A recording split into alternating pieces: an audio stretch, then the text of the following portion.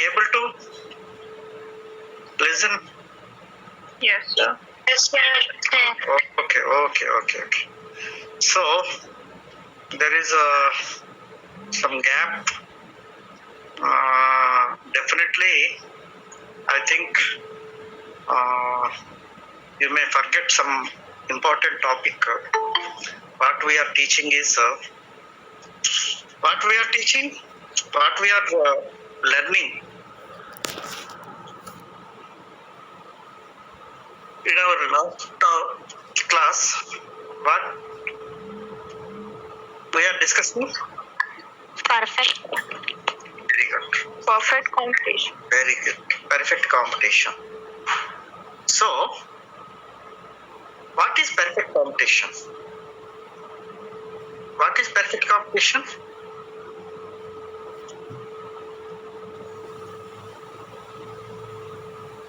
This. Are you active or passive? Are you listening? Special quality. Yes. Some features are there. So, if the market carries all the features like homogeneity, large number of buyers and sellers, knowledge of pricing, and free entry, mobility of the factors of production, and no transport costs. So, such features are existing in a market, then we call it as a perfect competition. అలాంటి లక్షణాలు ఉంటే అది perfect competition. Suppose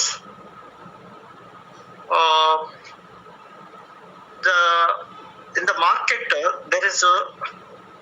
there are one feature is not there. Suppose then what happens? Perfect competition. Perfect competition. Very good. Thank you. So all features must be there. All features must be there. So no single feature is exempted, because it is a market which is a different, which is unique, which is theoretical, but it is a myth. It is a myth. అంటే అది చాలా అరుదుగా కనపడేటటువంటి market. Perfect competition అనేది ఎందుకంటే అన్ని లక్షణాలు కలిగినటువంటి market సాధారణంగా మనకి కనపడదు. ఐ మీన్ రియాలిటీకి చాలా దూరంగా ఉంటుంది. థియరీకి it is okay, theoretically it is okay. Then in the real life, in the reality, we have almost all imperfect competitions. So, leaving about that thing, now let us see. I already sent so much of material for that particular thing. Actually, what you have to do, because we are in the online mode of teaching, you get it all the material what is sent to you, the prints, the xerox copies. Otherwise it is very difficult for me to explain each and everything, so that you can easily learn. While teaching, you can refer the same what and where I am teaching. Otherwise it goes to air, it is useless. You know, the first semester result came. That means who are now in the third semester, they got the result now, the first semester. Of course, I think they got the second semester also. Do you know the largest number of failures in a subject in the first semester? Do you have any idea? No, sir. You have any idea? I think you have some friends with in the third semester. You know, the largest number of failures are in economics. Don't think that I taught them. దయచేసి మేషర్ మీరే చెప్పారా ఎందుకు అలా fail అయిపోయారు అని అనుకోకండి. నేను చెప్పలేదు వాళ్ళకి.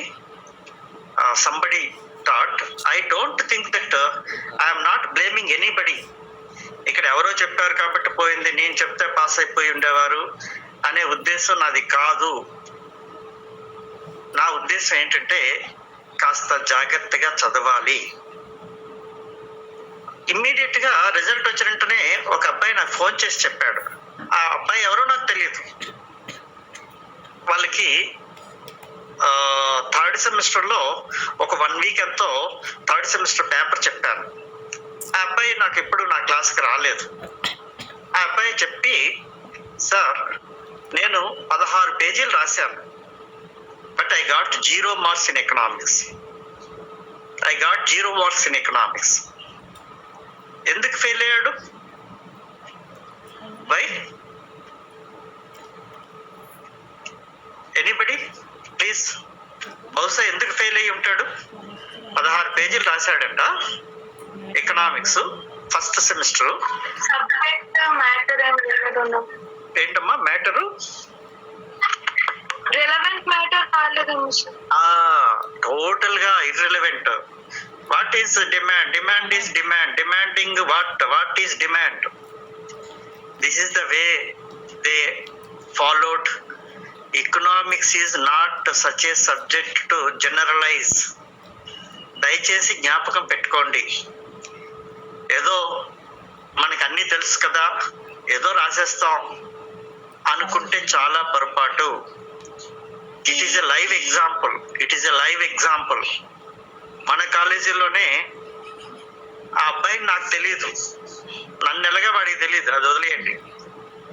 వాడికి నాకు ఫోన్ చేశాడు, ఏంటి సార్ నేను 16 పేజీలు రాస్తే నాకు 0 మార్క్ వచ్చింది అంటే. నేను కొద్దిగా అదేంటి అలాగా అంటే, వాడు చెప్పిన దాన్ని బట్టి నాకు అర్థమైంది ఏంటంటే టోటల్ గా ఏదేదో రాశాడు.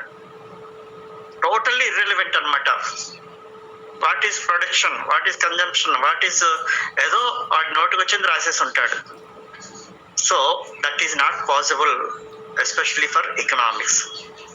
సో కొద్దిగా మిమ్మల్ని భయపెట్టలేదు, ఎందుకంటే నాకు చాలా ధైర్యం. ఎలా అంటే నేను టీచ్ చేసిన వాళ్ళు ఇంతవరకు because I thought I'm teaching since 40 years. ఎప్పుడు కూడా నా స్టూడెంట్ ఏ ఒక్కరు కూడా ఫెయిల్ అవ్వలేదు, అలాగే మీరు కూడా ఫెయిల్ అవ్వరు. కాకపోతే కొద్దిగా ఇంట్రెస్ట్ పే చేయండి. మీకు పర్సనల్ ఇంట్రెస్ట్ పక్కన పెట్టేసి సబ్జెక్ట్ మీద కాస్త ఇంట్రెస్ట్ పే చేసి ఎక్కువగా ఇంటరాక్ట్ అవ్వండి. బహుశా నేను ఈరోజు కాలేజీకి క్లాస్ అయిపోయిన తర్వాత 4 o'clock వెళ్ళి మేడంతో చెప్పాలని అనుకుంటున్నాను. ఇంకా ఎంతవరకు సక్సెస్ అవుతానో తెలీదు. ఏంటంటే కనీసం ఒక హాఫ్ ఆఫ్ ద స్టూడెంట్స్ కనుక పర్సనల్ గా క్లాస్కి వచ్చినట్లయితే, ఎందుకంటే ఎకనామిక్స్ అనేది మిగిలిన సబ్జెక్ట్స్ లాగా ఏదో థియరీ ఆన్లైన్ లో చెప్పేస్తే పాస్ అయిపోయే సబ్జెక్ట్ మాత్రం కాదు, ఎస్పెషల్లీ ఫస్ట్ ఇయర్. అదే second year second sem third sem అయితే పర్వాలేదు. ఇక్కడ డయాగ్రామ్స్ ఉంటాయి, అది కొద్దిగా ఇబ్బందికరం అన్నమాట. అందుకని బహుశా నేను అడుగుతాను, ఒకవేళ అలా అవకాశం ఉంటే తప్పకుండా అందరికీ ఒకేసారి కాకపోయినా కొంతమంది అయినా 1 గంట సేపు నా క్లాస్కి, ఎకనామిక్స్ క్లాస్కి కనుక పర్సనల్ గా వచ్చినట్లయితే మనం డయాగ్రామ్స్ బాగా ప్రాక్టీస్ చేయొచ్చు. ఎందుకంటే డయాగ్రామ్స్ అనేది మామూలుగా చెప్పడం కొద్ది కష్టం. Okay, that is leave about that one. Those are the different things. Now మీకు మొన్న మీ స్టూడెంటే ఒక ఆమె వేసినటువంటి డయాగ్రామ్ పంపించారు, చూసారు అందరూను? చూసారమ్మా? Did you follow the diagram? What is? Yes, sir. Yes, sir. Very good, very good. Yes, sir. అది కష్టం అనిపిస్తుంది ఆ డయాగ్రాము?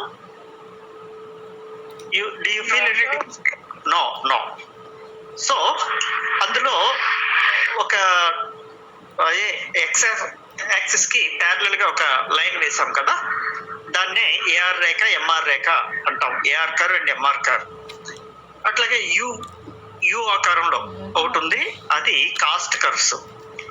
అసలు అవి ఎందుకు అలాగ వస్తాయి ఏంటి అనేది చెప్పడానికి ఆన్లైన్ లో అస్సలు అవకాశం ఉండదు. ఎందుకంటే దాని ముందు చరిత్ర చెప్పాలి. Why cost curves are U shaped, why AR curve is parallel to OX axis in perfect competition. ఇది సింపుల్ గా చెప్పాలంటే, థియరిటికల్ గా చెప్పాలంటే ఒకే ధర ఉంటుంది. Perfect competition, one price, one commodity, one market. ఇది మర్చిపోకండి. In the perfect competition, there will be one price and for one commodity. అంటే ఒక వస్తువు ఉంటుంది, ఏదో ఒక వస్తువు. అది పర్ఫెక్ట్ కాంపిటీషన్ లో కనుక ఉన్నట్లయితే దానికి మార్కెట్ అంతా ఒకే ప్రైస్ ఉంటుంది, ఒకే ధర ఉంటుంది. Okay, and one price, one commodity, one market. That one market is called as perfect competition. One price అంటే ప్రైస్ ని మార్చలేము.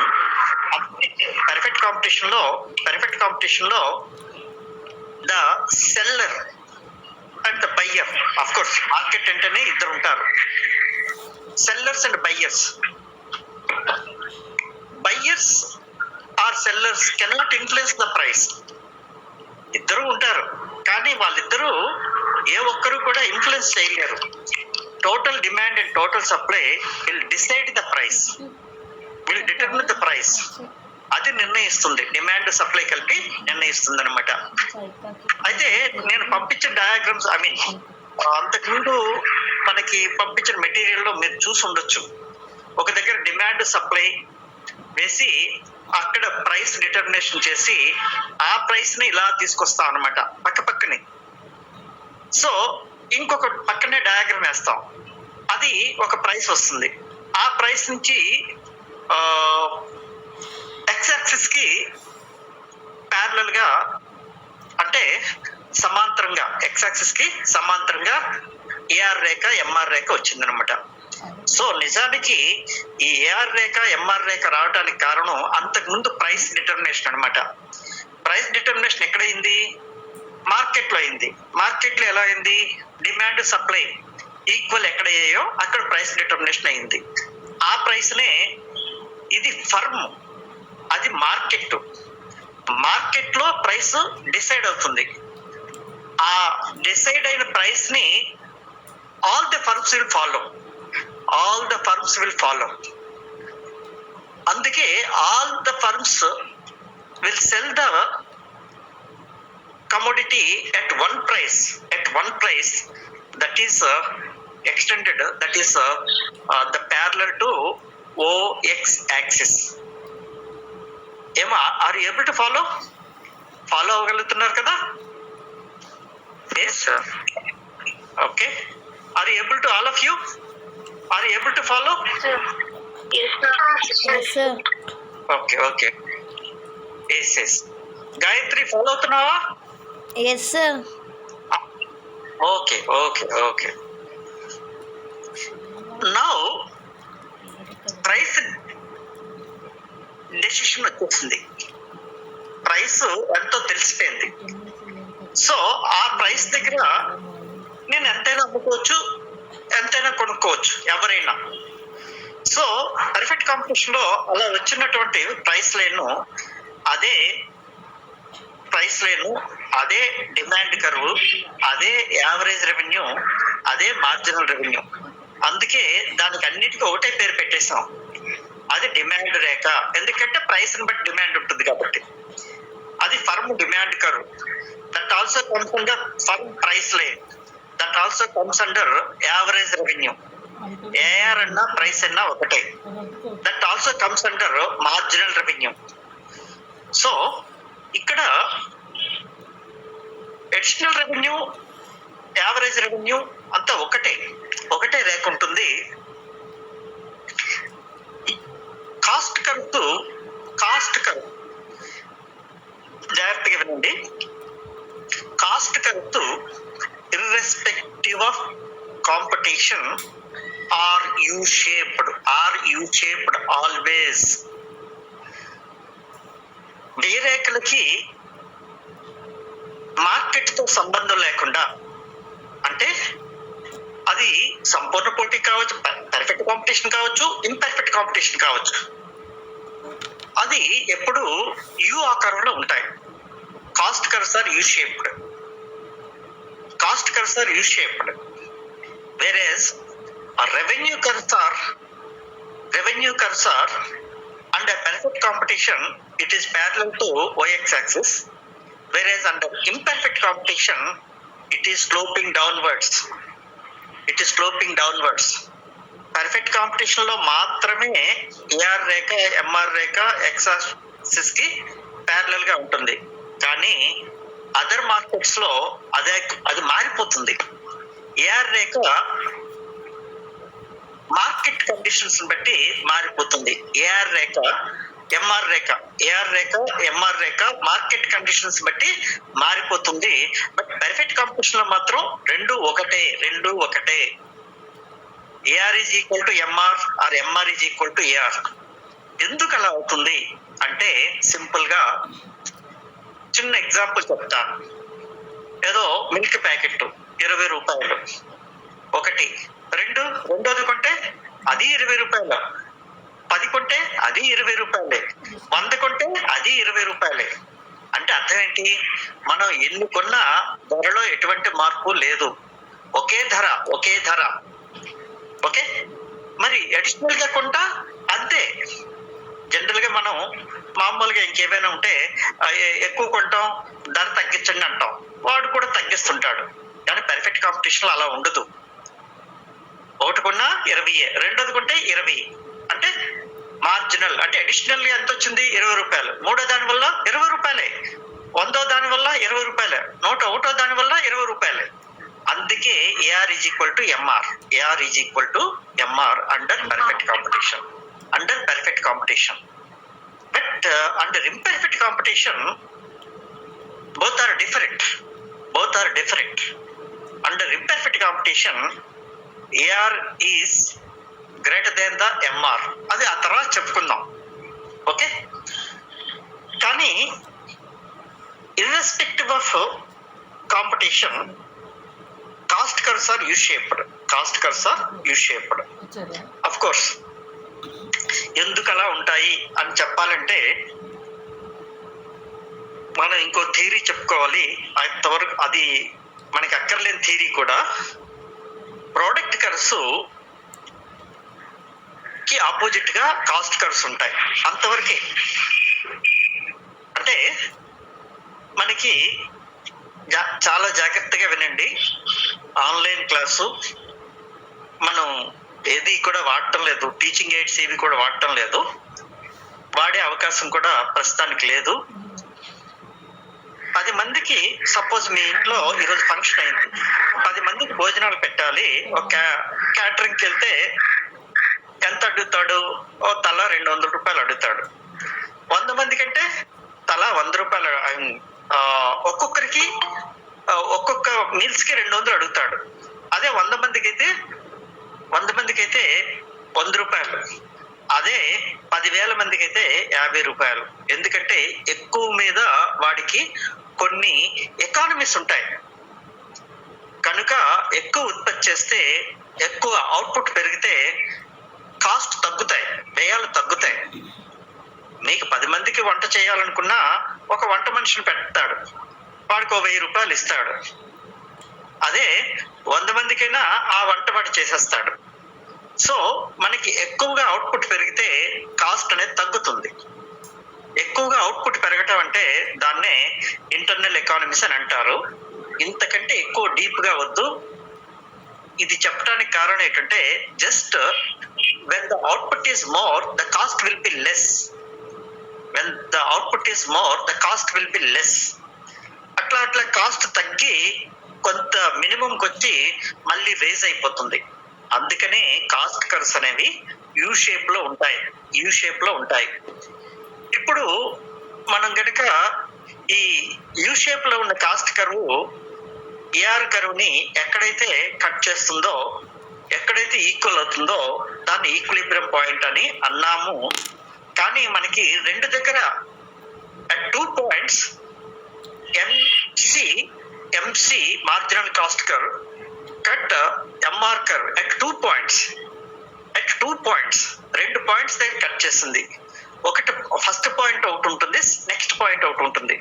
ఫస్ట్ పాయింట్ దగ్గర ఏమా చెప్పమ్మా. F and E. అది ఫస్ట్ పాయింట్ ఈక్విలిబ్రియం పాయింట్ కాదు. ఫస్ట్ పాయింట్ ఈక్విలిబ్రియం కాదు. ఎందుకంటే falling cost అంటాం అనమాట. ఫాలింగ్ కాస్ట్ అంటే వ్యయాలు తగ్గుతున్నాయి అన్నమాట. వ్యయం తగ్గుతుంది. ఇప్పుడు ఇఫ్ యూ డోంట్ మైండ్ మనం జాగ్రత్తగా చాలా ఎగ్జాంపుల్స్ చెప్పొచ్చు. ఇందాక చెప్పిన ఎగ్జాంపులే మళ్ళీ చెప్తున్నాను. 10 మందికి భోజనం పెట్టమంటే తలా 200 రూపాయలు అడుగుతాడు. 100 మందికి అయితే తలా 100 రూపాయలు అడుగుతాడు. కారణం ఏంటంటే వాడికి ఎక్కువ మందికి ఉత్పత్తి చేస్తే కాస్ట్ తగ్గుతుంది. So that is falling cost అంటాం దాన్ని. అంటే వ్యయాలు తగ్గుతున్న దశ అన్నమాట. వ్యయాలు తగ్గుతున్న దశ. తగ్గుతున్న దశలో మనం ప్రొడక్షన్ ఆపం, అవుట్పుట్ ఆపం. ఎందుకని? ఎక్కువగా మనం తయారు చేస్తుంటే మనకి వ్యయం తగ్గుతూ ఉంటే ప్రాఫిట్ పెరుగుతుంది. కాబట్టి అందుకనే అది ఎఫ్ అన్నాం. So MR equal to MC is an equilibrium point. But at that point still costs are falling down. ఇంకా వ్యయాలు తగ్గడానికి అవకాశం ఉంది. కాబట్టి అది ఈక్విలిబ్రియం పాయింట్ కాదు. ఆ తర్వాత మనకి నెక్స్ట్ పాయింట్ ఒకటి వచ్చింది. కాస్ట్ అలా తగ్గి అలా పైకి వెళ్ళింది మళ్ళీ కింద నుంచి. సో పైనుంచి కట్ చేసింది ఈక్విలిబ్రియం పాయింట్ కాదు, కింద నుంచి కట్ చేసింది equilibrium point. So MC curve MR కర్వ్ని దిగువ నుంచి కట్ చేస్తే which cuts the from below, it is called as equilibrium point. So బహుశా ఇప్పుడు కొంత మీకు I think you are following me. Definitely you are following me. Okay, ఇక్కడ మీకు ఏమైనా డౌట్స్ ఉన్నాయా? Okay, any doubts please? Any doubts చెప్పండి.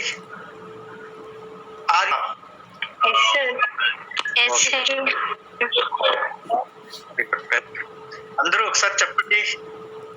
Follow అవుతున్నారా?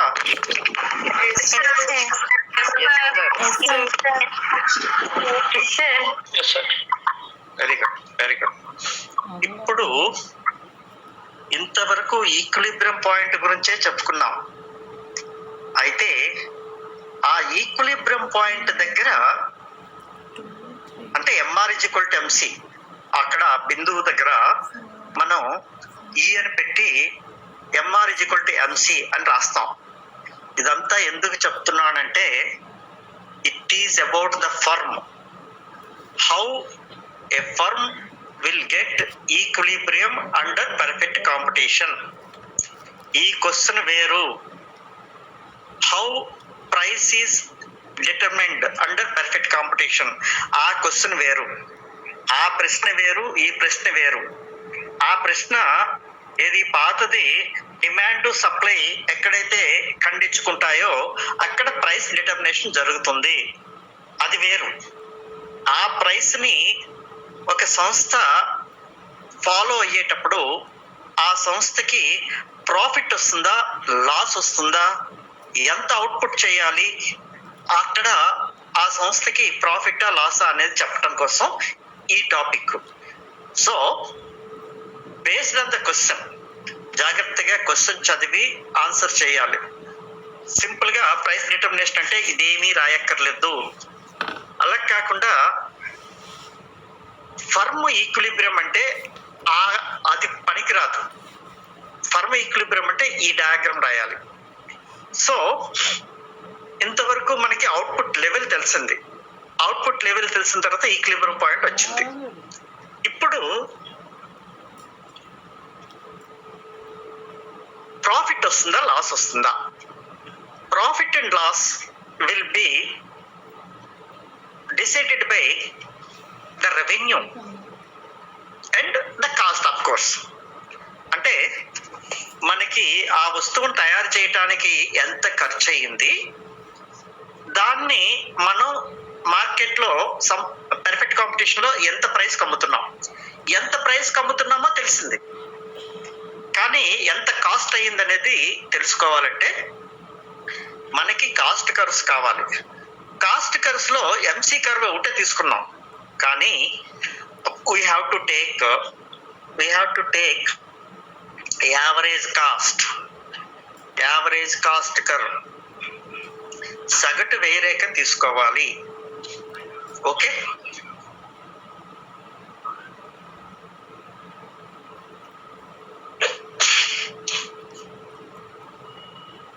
మరి యావరేజ్ కాస్ట్ కర్వ్ ఏ షేప్ లో ఉంటుంది, ఏ ఆకారంలో ఉంటుంది? Anybody please? Average cost curves you ఆకారంలో ఉంటాయని చెప్పాను. కాబట్టి ఎంసీ ఎలా ఉందో ఏసీ కూడా అలాగే ఉంటుంది. కాకపోతే ఎంసీ యొక్క కనిష్ట బిందువును ఏసీ దిగువ నుంచి ఖండిస్తుంది. ఇది ఒక కండిషన్. ఎంత గొప్ప కండిషన్ అంటే it is so important that it must cut, AC should cut MC at the minimum point of MC. అంటే MC యొక్క కనిష్ట బిందువుని AC దిగువ నుంచి ఖండిస్తుంది. రెండు ఒకదానిని ఒకటి ఖండించుకుంటాయి, రెండు యూ షేప్ లో ఉంటాయి. అలాంటి డయాగ్రాము మనకి ఆల్రెడీ మీకు పంపించాను. ఏసీ కర్వ్ ఎలా ఉంటుందో చూస్తే మీకు కొంత ఐడియా వస్తుంది. అక్కడ అంటే minimum point of MC. Minimum point అంటే బహుశా మీకు తెలిసే ఉండొచ్చు. కనిష్ట బిందువు అంటాం. అంటే ఇలా యూ షేప్ లో ఇలా వస్తూ కిందకి వస్తుంది కదా, ఆ పాయింట్ లోంచే ఇంకొక యూ షేప్ లో ఒక కర్వ్ వచ్చి అందులోంచి వెళ్తుంది, కరెక్ట్ గా ఆ పాయింట్ లోంచి వెళ్తుంది. That is called as minimum point of MC, where AC and MC are equal. అక్కడ ఏసీ ఎంసీ ఈక్వల్ అవుతాయి అన్నమాట. ఆ తర్వాత ఏసీ పైకి వెళ్తుంది, అఫ్ కోర్స్ ఎంసీ కూడా పైకి వెళ్తుంది. సో ఏసీఎంసీ మినిమం పాయింట్, జాగ్రత్తగా వినండి, ఏసీఎంసీ మినిమం పాయింట్ అంటే AC is equal to MC. AR and MR, అక్కడ మనకి ఏఆర్ఎంఆర్ కరువు ఉంది కదా. సో ఆ కరువు దగ్గరే ఈ నాలుగు AR is equal to MR is equal to AC is equal to MC, నాలుగు సమానం అయితే దాని అర్థం ఏంటంటే పర్ఫెక్ట్ కాంపిటీషన్ లో ఫర్మ్ కి నార్మల్ ప్రాఫిట్స్ వస్తున్నాయి అని అర్థం అన్నమాట. అలా కాకుండా షార్ట్ పీరియడ్ లో ఒకసారి కొన్ని ఫర్మ్స్ కి అబ్నార్మల్ ప్రాఫిట్స్ రావచ్చు, కొన్ని ఫర్మ్స్ కి లాసెస్ రావచ్చు. ఎందుకంటే ఇఫ్ యూ డోంట్ మైండ్, మనం ఏదో ఒక చిన్న బిజినెస్ చేస్తున్నాం, ఏదో పాల వ్యాపారం చేసుకుంటున్నాం. మార్కెట్లో లీటరు 20 రూపాయలు ఉంది, కానీ మనం అంత తక్కువకు ఉత్పత్తి చేయలేకపోతున్నాం. ఏదో ఉత్పత్తి కాస్ట్ పెరిగిపోయింది, కాస్ట్ ఆఫ్ ప్రొడక్షన్ పెరిగిపోయింది కాబట్టి మనకి లాస్ వస్తుంది. అలా కాకుండా నెమ్మదిగా కాస్ట్ తగ్గించుకున్నాం, అప్పుడు మనం ప్రైస్ కాస్ట్ ఒకటే అవుతాయి, ఆటోమేటిక్గా మనకి నార్మల్ ప్రాఫిట్స్ వస్తాయి. అలా కాకుండా కాస్ట్ బాగా తగ్గిపోతే మనకి అబ్నార్మల్ ప్రాఫిట్స్ వచ్చే అవకాశం ఉంది. సో ఫర్మ్ షార్ట్ పీరియడ్ లో జనరల్ గా it may get normal it may get abnormal profits or it may get losses also, but in the long period all the firms will get normal profits. Normal profit is nothing but అంతకుముందు చెప్పండి normal profit అంటే ఏంటి?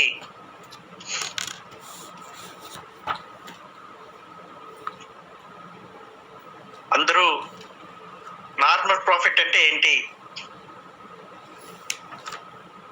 వింటున్నారా, వింటలేదా? When the total revenue is greater than total cost, it is abnormal, sir. When total revenue equals to total cost, profits are normal. Very good. ఇక్కడ నువ్వు totals తో చెప్పావు, నేను వాటిని యావరేజ్ మార్జినల్ తో చెప్తున్నాను. అంతే తేడా. నేను 10 వస్తువుల్ని ఒక్కొక్కటి 10 రూపాయలు చొప్పున అమ్మాను, నాకు మొత్తం రాబడి ఎంత వచ్చింది? 10 × 10 100 రూపాయలు. ఓకే, సో నువ్వు టోటల్ నీకు వచ్చిన రాబడి ఎంత? 100 రూపాయలు. నీకు అయిన ఖర్చులు ఎంత? 80 రూపాయలు. నీకు వచ్చిన లాభం ఎంత? 20 రూపాయలు. Total revenue 100 rupees, total cost ఎస్. కానీ నేను ఇక్కడ ఏం చెప్తున్నానంటే యావరేజ్ ని బట్టి కూడా చెప్పచ్చు, యావరేజ్ అండ్ మార్జిన్ బట్టి. ఇప్పుడు ఈ 4 ఒక దగ్గర సమానం అయిపోతే that is also called as normal profits. MR = MC = AR = AC. MR = MC = AR = AC. అక్కడ అది that is called as normal profits. Total తో చెప్పొచ్చు, అయితే ఇక్కడ టోటల్ కాస్ట్ కర్స్ మనం తీసుకోవట్లేదు, మనకి యావరేజ్.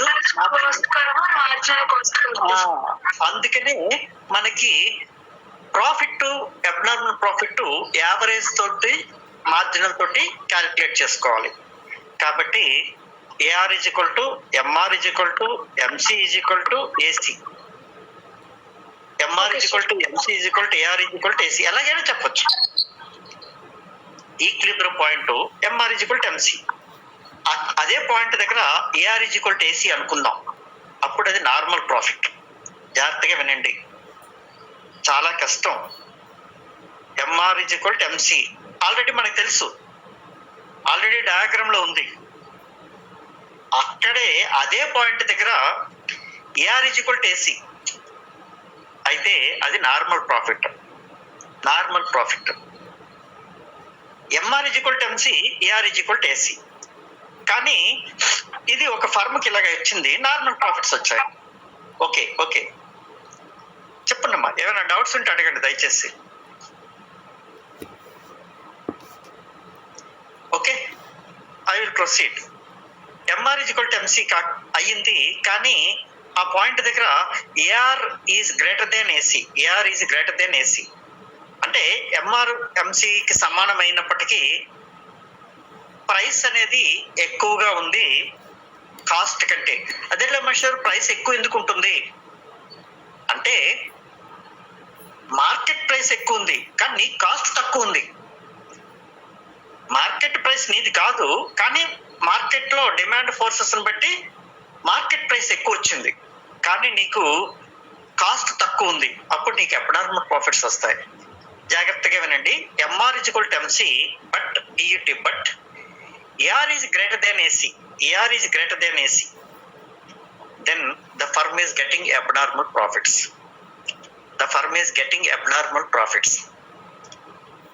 అంటే ఉపాంత రాబడి ఉపాంత వ్యయానికి సమానమైంది, కానీ సగటు రాబడి ఎక్కువ వస్తుంది సగటు వ్యయం కంటే. So AR is greater than AC. Then the firm firm is getting abnormal profits. So under perfect competition, some firms will get abnormal profits, and even there is a possibility of getting losses also. వ్యాపారం చేసే ప్రతి ఒక్కడు లాభాలే వస్తాయని కాదు, కొంతమందికి నష్టాలు కూడా రావచ్చు. అది ఎక్కడ వస్తుందంటే MR is equal to MC, but AR is less than AC, AR is less than AC. ధర అనేది సగటు వ్యయం కంటే తక్కువగా ఉంది, సగటు వ్యయం కంటే తక్కువగా ఉంది, అప్పుడు మనకి నష్టం వస్తుంది. So under perfect competition there is a future like free entry and free exit. అంటే ఎవడైనా ఈ మార్కెట్లో కొత్తగా వచ్చి ఉత్పత్తి చేసుకోవచ్చు, లేదా ఎవడైనా బయటికి వెళ్ళిపోవచ్చు. బయటికి ఎప్పుడు వెళ్ళిపోతాడు? నష్టం వస్తే వ్యాపారం మానేస్తాడు. కొత్త వాళ్ళు ఎప్పుడు వస్తారు? లాభాలు వస్తే కొత్త వాళ్ళు ప్రవేశిస్తుంటారు. So in that way, when abnormal profits are there, new firms will enter. అంటే ఫ్రీ ఎంట్రీ కాబట్టి new firms will enter. And when some firms are getting losses, then they will go out. మన నష్టంతో మనం ఎందుకు వ్యాపారం చేయాలి అని వెళ్ళిపోతే అవుట్పుట్ తగ్గుతుంది, మళ్ళీ ప్రైస్ పెరిగే అవకాశం ఉంటుంది. ఈ విధంగా the demanded supply and the profits and losses, అంటే లాభాలు వచ్చేటప్పుడు కొత్త సంస్థలు రావటం, నష్టాలు వచ్చేటప్పుడు ఉన్న సంస్థలు కొన్ని బయటికి వెళ్ళిపోవటం, మొత్తం మీద ప్రైసెస్ ఒక స్టెబిలిటీకి రావటం, ఫర్మ్స్ అన్ని నార్మల్ ప్రాఫిట్స్ లోకి రావటం జరుగుతూ ఉంటుంది. అప్పుడు ఇండస్ట్రీ ఈక్విలిబ్రియం అవుతుంది. What is firm and what is industry? Industry means in economics a group of firms. నేను చెప్పే ప్రతి పదము కూడా చాలా చాలా important. Industry means a group of firms producing similar products or identical products or homogeneous products. అది industry అంటే. మనకి ఇప్పుడు బాగా అలవాటు ఏంటంటే, జనరల్ గా మా ఊర్లో ఒక ఇండస్ట్రీ వచ్చిందంటారు. నీ మోహం, అది ఇండస్ట్రీ కాదు, అది ఫర్మ్. అంటే ఏదో అలాంటి వస్తువులు తయారు చేసే ఒకటి వచ్చింది. ఇప్పుడు ఏదో ఇఫ్ యూ డోంట్ మైండ్, మా ఊర్లో ఒక సిమెంట్ ఫ్యాక్టరీ వచ్చింది, సిమెంట్ ఇండస్ట్రీ వచ్చింది, అది తప్పు. That is only a firm. ఎందుకని దేశంలో కొన్ని వేల సంస్థలు సిమెంట్ని తయారు చేస్తున్నాయి, అంతా సిమెంటే. కాబట్టి ఒక్కొక్క సంస్థని కలుపుకుంటూ పోయినట్లయితే దాన్ని సిమెంట్ ఇండస్ట్రీ అంటాం, సిమెంట్ పరిశ్రమ అంటాం. అంతే తప్ప ఒక ఫర్మ్ని ఇండస్ట్రీ అనకూడదు. ఎకనామిక్స్ లో ఏదో ఒక సంస్థ. అట్లాగే milk industry, dairy industry, in other words. So ఈరోజు ఇంతటితో నేను ఆపేస్తాను. జాగ్రత్తగా చదువుకొని రేపటి నుంచి నేను పంపించినవన్నీ కూడా జెరాక్స్ కాపీలు తీసుకోవటం కానీ, లేదా మీ దగ్గర ఏదైనా ఉన్నట్లయితే అది ఎదురుగా పెట్టుకొని కానీ నన్ను అడుగుతూ ఉంటే నేను చెప్తూ ఉంటాను. అలాగే నేను కూడా అడుగుతుంటాను, పలానా డయాగ్రామ్ చూసారా అని. సో జాగ్రత్తగా ఫాలో అవ్వండి, భయపడాల్సిన అవసరం లేదు. లార్జెస్ట్ నెంబర్ ఆఫ్ ఫెయిల్యూర్స్, ఇదేంటి మాస్టర్ మమ్మల్ని భయపెడుతున్నారా అని కాదు, జనరలైజ్ చేస్తే మనం పరిస్థితి ఇంకోలా ఉంటుంది. ఆ స్థితికి రాకుండా చూసుకోవాలి అనుకుంటే తప్పకుండా నేను చెప్పటం కాదు, మీరు నాతో ఎక్కువగా ఇంటరాక్ట్ అవ్వాలి. ఎందుకంటే డయాగ్రామ్స్ కంపల్సరీగా వేయాల్సి ఉంటుంది. ఉన్నవన్నీ డయాగ్రామ్సే. పర్ఫెక్ట్ కాంపిటీషన్ ఉంది, మొనోపొలీ ఉంది, మొనోపొలిస్టిక్ కాంపిటీషన్ ఉంది, ఆల్గోపొలీ మార్కెట్ ఉంది. 4 మార్కెట్లు, 100% గ్యారంటీ, 100% గ్యారంటీ. అంటే 3 అడుగుతాడు, ఏదో ఒకటి మెయిన్ క్వశ్చన్, ఇంకోటి షార్ట్, ఇంకోటి వెరీ షార్ట్. కాబట్టి మనకి దీన్ని ఏదో ఆకతాయిగా తీసుకోవద్దు. తప్పకుండా I will set A way out. ఏదో కనీసం ఒక 10 మందితోటైనా ఒక క్లాసు ఒక గంటగా మనం ఆన్లైన్లో కాకుండా ఆఫ్లైన్లో కనుక చెప్పుకోగలిగితే చాలా ఈజీగా అర్థమవుతుంది. But the things must come to normal. చూద్దాం వీ విల్ ట్రై. ఓకే, చదవండి, అర్థం కాకపోతే అడగండి, లేకపోతే ఏదో మనకి ఏదో అర్థమైపోయినట్టుగా మాత్రం దయచేసి don't feel like that. I don't know, I think there are about 60 students in our class, but only 50% are attending. I don't know much about the other classes. అంటే మిగిలిన క్లాస్కి ఎంతమంది వెళ్తున్నారో ఏంటో నాకు తెలియదు. బహుశా పరిస్థితి ఇలాగే ఉంటే మాత్రం 50% మాత్రమే పాస్ అవుతారు, అంతే తప్ప క్లాసుకి వెళ్లకుండా పాస్ అయ్యే పరిస్థితి ఎకనామిక్స్లో రాదు. అఫ్ కోర్స్ ఏ సబ్జెక్ట్కి రాదు, ఎకనామిక్స్కి అస్సలు రాదు. జాగ్రత్తగా మిగిలిన వాళ్ళకి కూడా చెప్పండి. నేను అప్పుడప్పుడు మీకు డయాగ్రామ్స్ వేసి చూపించడానికి ట్రై చేస్తాను. అలాగే మీరు వేసినటువంటి డయాగ్రామ్స్ కూడా నాకు పంపిస్తే నేను మీకు మరలా రిప్లై ఇస్తాను. Okay, take leave, take care, be safe. Thank you, sir. Thank you, sir. Thank you, sir. Thank you, sir.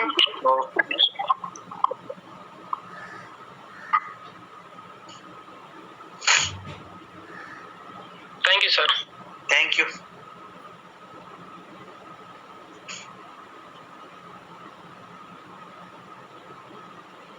Sir, ఇది పర్ఫెక్ట్ కాంపిటీషన్ ది నోట్స్ ఒకసారి చూస్తారా? అది పంపిస్తాను మీకు. తప్పకుండా. Okay sir.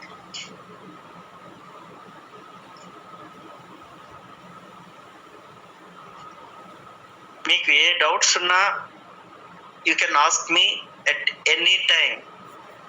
ఫోన్ చేసి సబ్జెక్ట్ పరంగా డౌట్స్ ఎప్పుడైనా, ఏదో 2 to 3 టైమే కాదు, any time you are free to ask me any doubts about the subject of economics. Okay, you are always free. I will try my level best to give clarity about the subject of economics. Okay?